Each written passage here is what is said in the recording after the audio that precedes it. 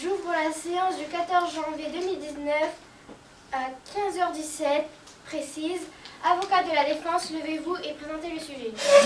Merci votre honneur. Aujourd'hui, nous allons nous demander si un chevalier doit choisir entre son devoir et son amour en prenant Yvain ou le chevalier au lion de Chrétien de Troyes comme texte de référence. Merci. Avocat général, vous pouvez commencer. Merci votre honneur. Tout d'abord, je voudrais dire que pour moi, un chevalier doit choisir son devoir. Dans la mesure où il s'est engagé comme chevalier de son plein gré, il doit protéger son peuple et ne pas choisir son amour égoïstement. Avocat de la défense, à vous. Je proteste. Certes, un chevalier doit accomplir son devoir et penser à sa renommée, mais on a bien vu avec Yvain qu'il doit aussi penser à son amour. Pour ne pas devenir fou et pouvoir, justement, faire son devoir. Après qu'Yvain ait été renié par Lodine, c'était comme une bête sauvage et devenu complètement dingue. Avocat général, prochain argument. Sans doute, mais on ne sait pas comment Yvain et Lodine vivent après leur réconciliation forcée. C'est-à-dire qu'Yvain et Lunette ont usé d'une ruse pour que Lodine accepte de revoir Yvain. Si ça se trouve, cela se passe mal et Yvain regrette d'avoir choisi son amour.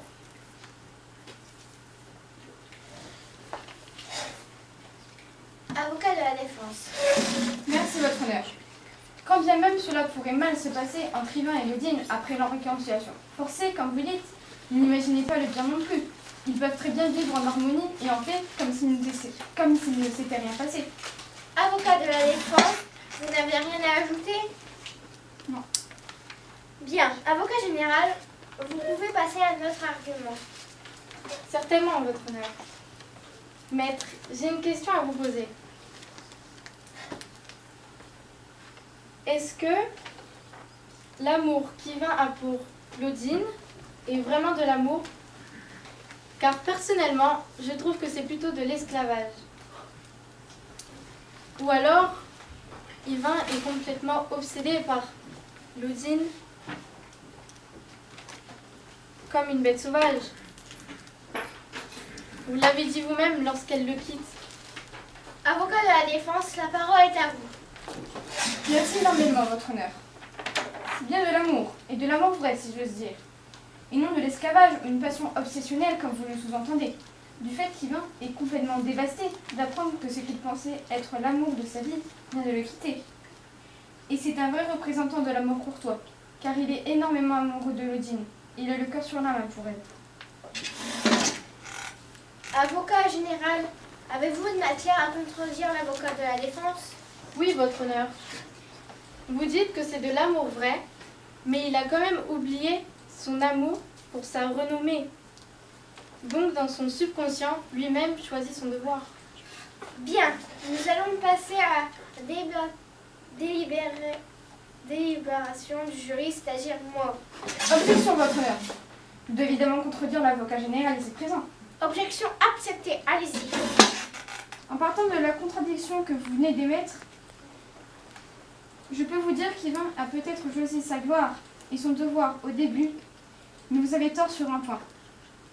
Yvain, si l'on parle de son subconscient comme vous venez de le faire, a peut-être choisi sa gloire en oubliant Lodine, mais vous avez oublié d'ajouter qu'il finit par choisir son amour en se démenant pour la ramener à lui. Il change complètement et devient un homme valeureux et nouveau. Il renie son identité, une sorte de renaissance pour lui. Objection, votre honneur. Cette personne dit n'importe quoi. Vous devriez l'exclure d'ici sur le champ. Vous êtes la honte de la magistrature. Avocat général, calmez-vous. Sinon, je vais être dans l'obligation de vous faire virer, de vous faire sortir sur le champ et de reporter la séance. Merci. Avocat de la défense, continuez, je vous prie. Merci d'avoir ramené le calme dans la salle, votre honneur. Reprenons. De plus, Yvain n'est pas allé voir ailleurs, si je puis dire. Il est accaparé par ses tournois. Je propose que nous fassions témoigner Lodine, voir ce qu'elle en pense. Appelez le témoin à la barre.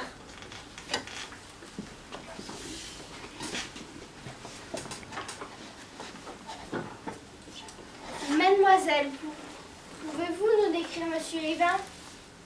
Absolument, votre honneur. Au quotidien, Yvain était très gentil. Il était juste tête en l'air. Alors pourquoi vous l'avez fait régner? Je ne l'ai pas renié, car je lui avais donné 1 an pour me revenir. Et j'ai estimé qu'on peut être tête en l'air, mais qu'on ne peut pas mettre au point d'oublier son amour. Surtout qu'il m'avait assuré qu'il m'aimerait et me protégerait. Il a donc tenu parole en oubliant de revenir au bout d'un an. Je trouve donc légitime de l'avoir quitté. En plus, je n'arriverai même plus à dormir. J'ai donc mis fin à mes souffrances. Avocat général, avocat de la défense, avez-vous des questions à poser à Madame Lodine? Non. Bien. Merci d'être venue, Madame. Avez-vous quelque chose à ajouter? Alors, passons à la délibération.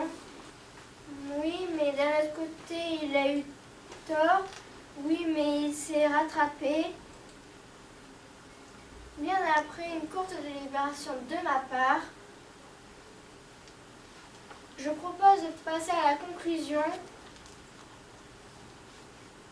Avocat, vous n'avez dit qu'un chevalier avait choisi son destin, donc il doit se faire, mais qu'il devait aussi penser à son amour pour ne pas devenir fou. Vous avez aussi dit qu'Yvain pouvait regretter ses choix, mais qu'il ne fallait pas s'imaginer le pire non plus.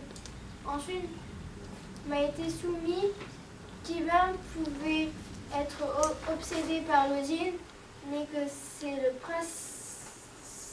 principal d'amour courtois. Le fait qu'Yvain, ou son subconscient plutôt, choisit son devoir, m'a aussi été adressé.